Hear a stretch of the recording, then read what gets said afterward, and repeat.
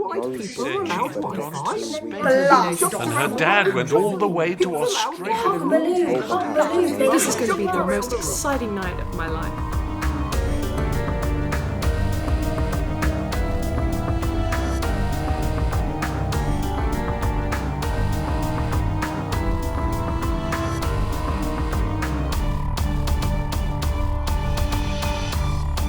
I'm Lafferty, and I'm really excited to be reading from the Book of Irdon, the Book of Super Sorcery, written by P7 pupils at Wardie Primary.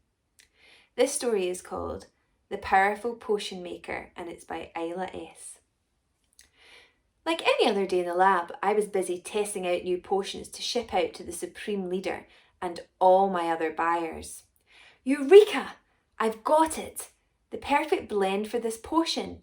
It will make me millions. I decided to distribute it immediately. Just as I was packaging it up, ready to go, I accidentally dropped a bit of sojong in it.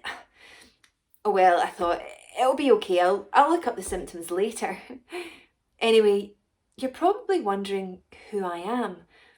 I'm Zelona, the richest and most successful potion maker on Irdon. And probably the whole universe. I live upstairs from my lab in Salona, my hometown in Irdon. Unlike other Irdonians, I'm rich, short, and have blue hair. There we go. Everything was ready to ship out. Don't let me forget, I reminded myself, I mustn't let it be shipped until I find out what's in that potion. That drop of sojong that fell in, I just had to check. I just had to check the book. Damn it! It was the perfect mix as well. Oh, I'll have to bin it. We don't want SLS, Supreme Leader Sloth, turning blue. I'll have to bin it all. Just as I turned round to bin the box, I realised something awful. It was gone. I started panicking immediately. I've made a huge mistake. I am in deep doo-doo. How am I going to get it? Damn it, I don't know where I'm going yet. Should I go to Mars or how about Jupiter? I know the perfect place. Earth.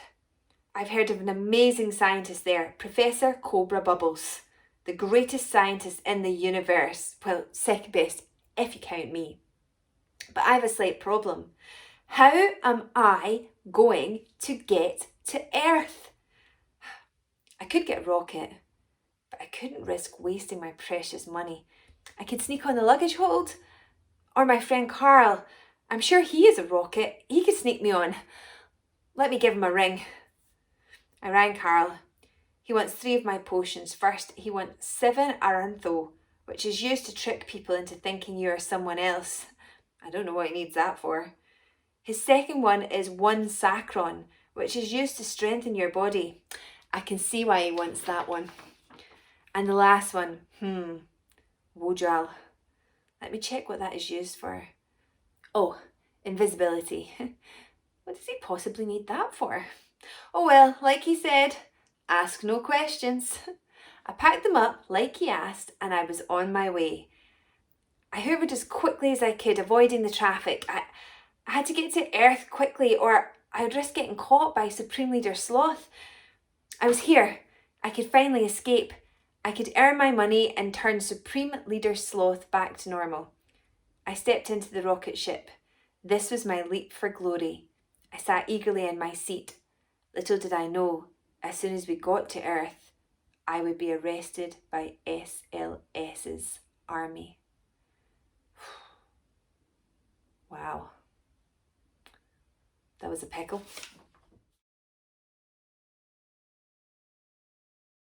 The Day I Met a Human. Now, I won't read it all because it's quite a long story, but I will at least set it up and then you can maybe read the story yourself to find out how it ends. You'll be glad you did.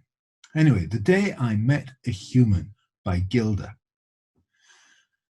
In a faraway galaxy miles from Earth lay a planet so full of life, yet invisible to all other life, especially humans. That planet was called Irdon. It was one of those special planets that possessed the power of magic and had magic splodges in it. Splodges were the planet's main creatures. Irdon had some very weird rules, and that is why this whole story is being told. Now, in Catu, the hustling, bustling capital city of Irdon, there was a little family of splodges. They were a family of 4. Their mum, Charlie, dad, Callum, son, Patrick, and daughter, Ava. The family had just moved to Catu from Zaxa, a city a few miles away. They had to move house because their house touched the ground. Well, in Irdon, you see, they had a rule that if your house stopped hovering, you had to move, since it was apparently not safe to live in.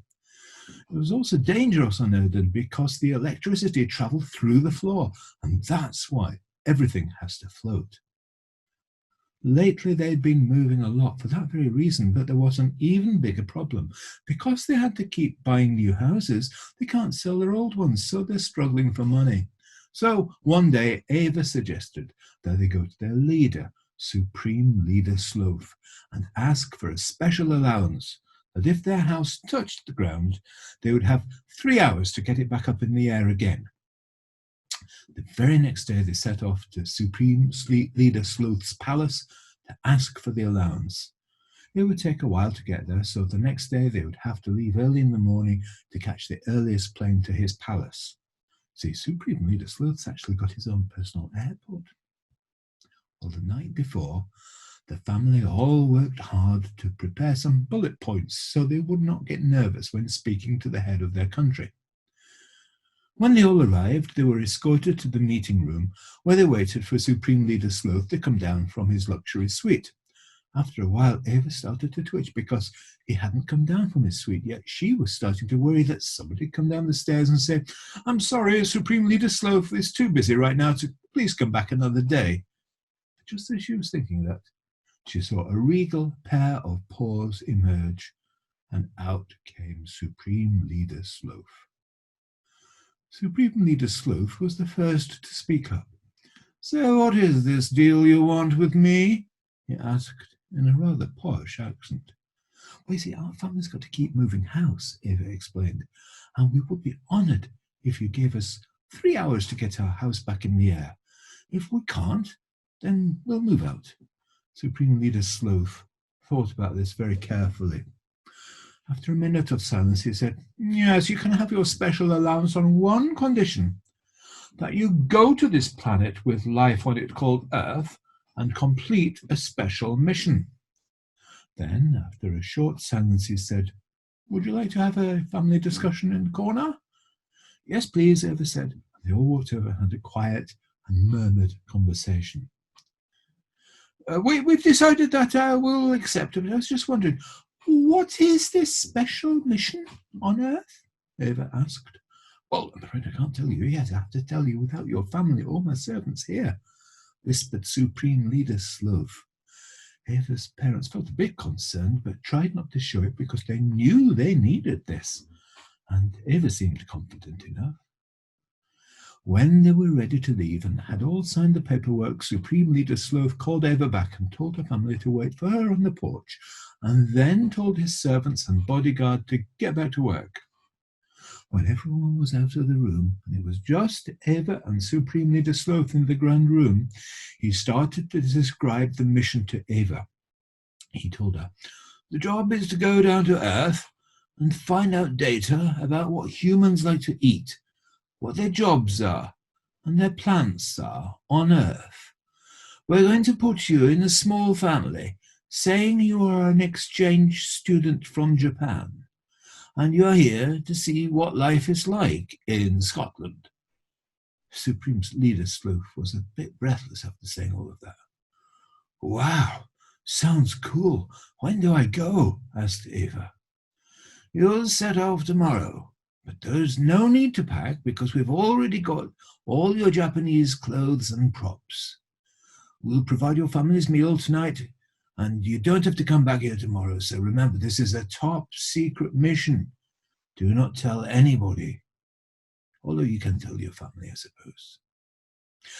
Anyway, as I said, I'm not going to tell you what happened on Earth, but it's really interesting and very well imagined. And that's a great story from Gilda. Thank you.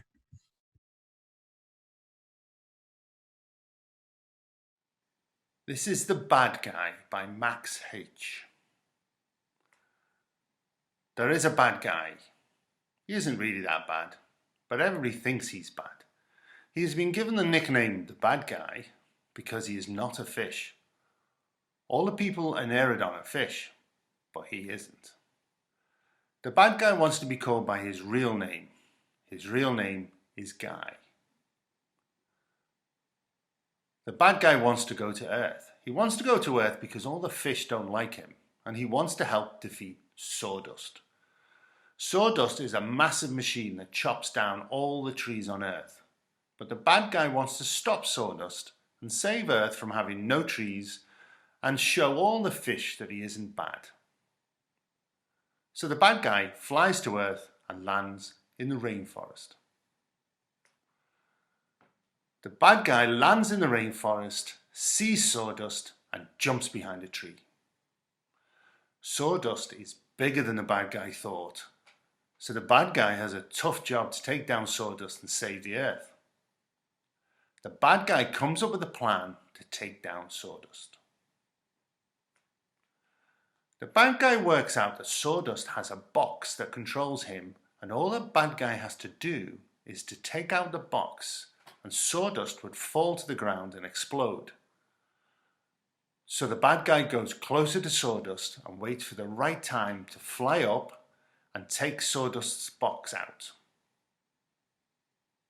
But the one thing the bad guy doesn't know is that the only way to stop Sawdust is to squirt water at him. So he flies up to Sawdust and tries to take his box out, but then, just as the bad guy is flying up, Sawdust spots him and flings one of his saws at him. It hits the bad guy and he falls to the ground. Sawdust slowly walks over and stands over him. He looks straight down at bad guy and then moves his saw closer and closer to the bad guy's head. Just as the bad guy is about to die, all the fish come out of nowhere and squirt water at Sawdust, and he falls to the ground and explodes. The fish realise the bad guy isn't bad, and the bad guy finds out the fish do like him. They go back to Irdon, where the bad guy is now called the Super Guy.